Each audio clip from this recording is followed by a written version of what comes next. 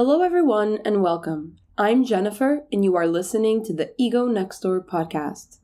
Today, I will tell you about the devaluation phase and my long-lived experience with it. Introduced on the last episode, Greenberg suggests that there are 5 stages that represent the ways a narcissist will go about to take charge of a relationship and manipulate the other person into submission.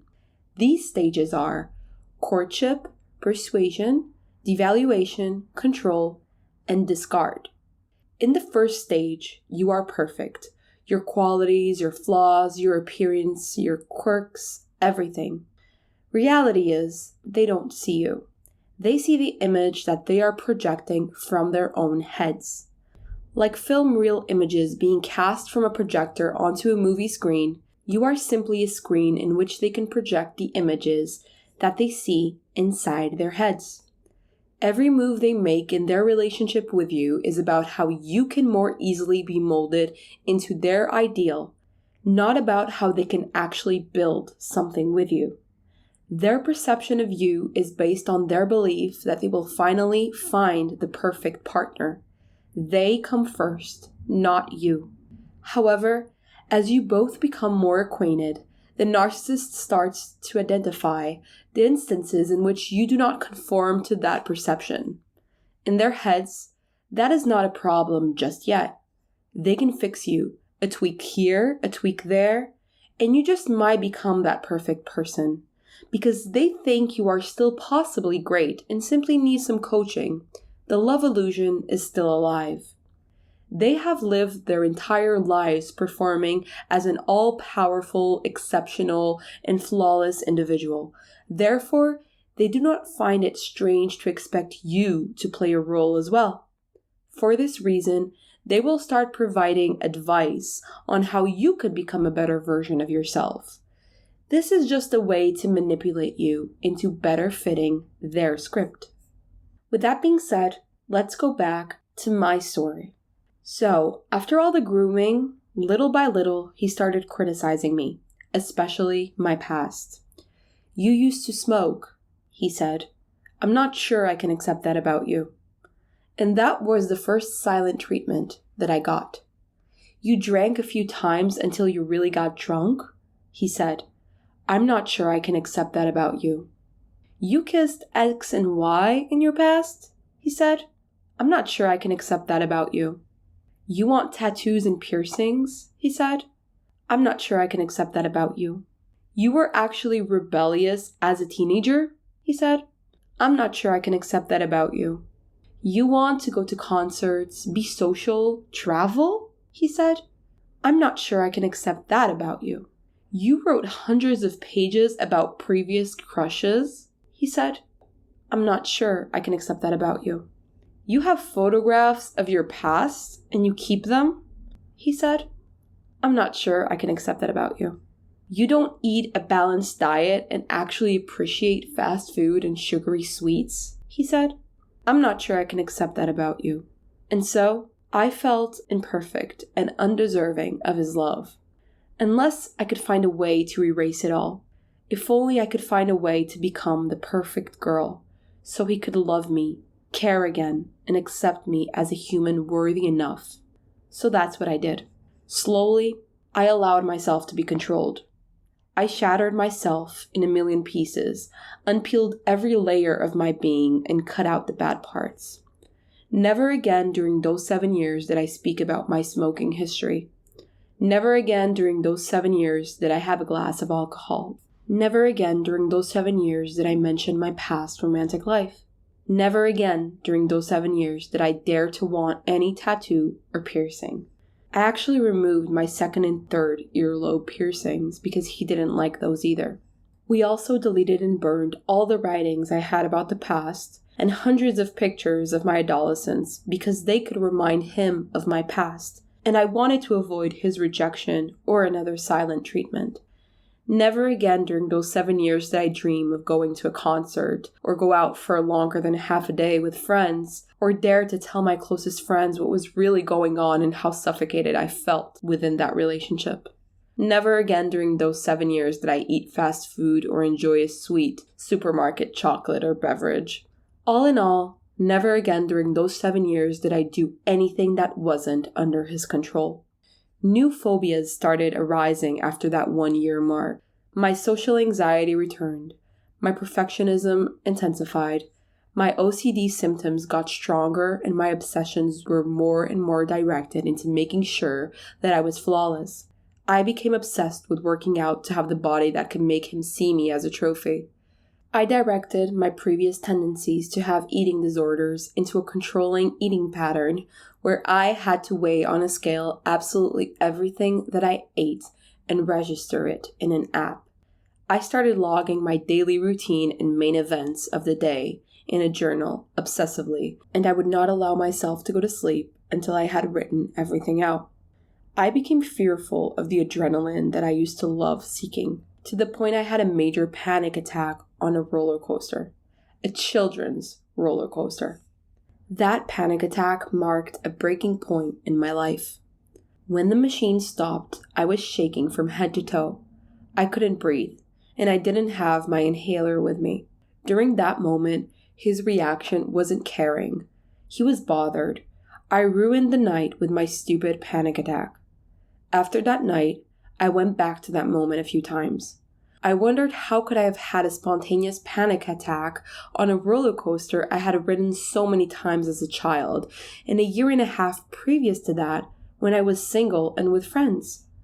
Sometimes I would subconsciously make up theories that could explain it, but now I know why. I depersonalized, and along with allowing him to dominate came my need to self-restrain anything that was in my power. So, being on a roller coaster and letting gravity and technology do the work, it was, in a big way, losing control, even for a few minutes. And my subconscious mind, it couldn't accept it. So that was that. After that episode, I became more and more fearful of everything. I would sometimes compare myself to an old lady, bitter, resentful, and afraid of the world. I wondered if it had only been time catching up to me, but no. It wasn't. It was toxicity pouring over my body and overwhelming my being. I wasn't myself anymore.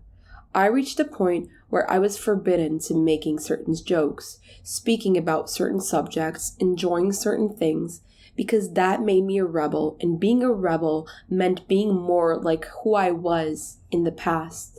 And he wasn't sure he could accept that. So every day, I made it my life mission to be perfect, or at least try. I truly wanted to reach a point where I was so flawless that he would not find one thing to point his fingers at. I could really do it. Be the pretty little girl, the wife material, the mom material, the goody two-shoes who frowns upon alcohol and late night with friends. If despising all those things meant everlasting love, I could do it. And so, I did. I held on, even when he started insulting me, even when he started giving me hourly, silent treatments when things didn't go his way, even when he criticized the very things that I love the most, even when he very discreetly made me start despising everyone that I sympathized with, even when he distorted my words and actions to make me feel like the bad guy. Even when he rolled his eyes when I mentioned that I really wanted to return to Disney World one day as a couple. Even when his gambling got so bad that it started affecting my own mental health. Even when he ignored my clinical depression, it made me feel vain and guilty for feeling so ill. Even when he denied doing this or that until I reached a point when I would doubt my own memory and consciousness over certain events that had happened and wondered if I had actually made it all up in my own head. Even when he saw me cry and not once did he come up to me and hug me or kiss me, hold me for a few minutes or tell me that I would be okay. Even when he used my talents and my working skills to work for him for free and get all the profits from his newfound gym. Even when he told me to piss off. Even when he said I disgusted him. Even when he said that I was unbearable to be around and that is why he avoided spending too much time with me. Even when he told me repeatedly that I was making a fool out of myself for writing and publishing my writings on social media. even when he called me ridiculous and said that I shouldn't be impressed that people didn't take me seriously because I fool around and make too many jokes. Even when he told me that it was my fault that he had fallen in love with someone else because I wasn't helpful enough anyway. In my opinion, the most painful part of the devaluation phase is that the narcissist is waving all the red flags, yet somehow you don't see them. Your judgment is clouded, your perception is blurry, and once you look back at this phase, maybe years later, you realize that this should have been the instance where you should have hit the brakes on the relationship, but hope kept you going when it shouldn't have.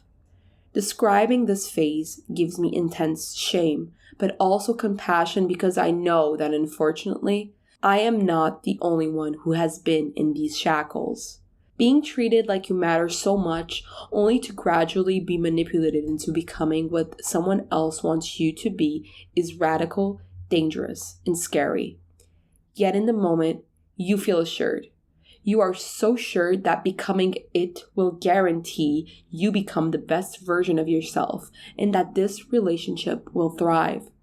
But whether you begin fitting their script better or refusing to conform to their ideals, they suddenly might just begin devaluing you. From that moment on, he no longer regards you as the ideal representation of all his romantic fantasies. So he knocks you out of the pedestal. In this phase, all your positive attributes are completely overlooked, while your imperfections, shortcomings, and unfavorable traits take center stage. This will result in the narcissist feeling complete rage, disdain, and dismissiveness. This phase is the prequel to the last official stage of the narcissistic abuse cycle, the darkest one, the one where you get to meet the monster behind the person you loved, or you thought you loved.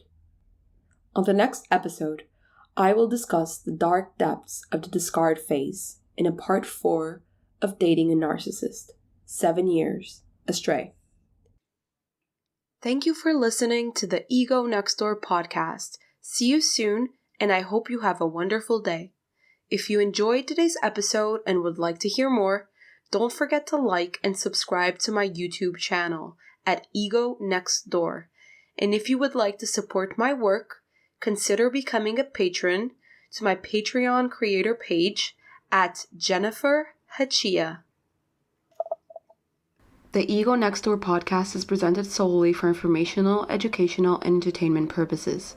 The content here is not intended to serve as a substitute for the consultation, diagnosis, or medical treatment of a qualified healthcare provider. Reliance on any information provided here is at your own risk. If you or someone you know is in crisis or experiencing suicidal thoughts, please reach out immediately to someone who can help right away. Call your national emergency services or go to the nearest hospital.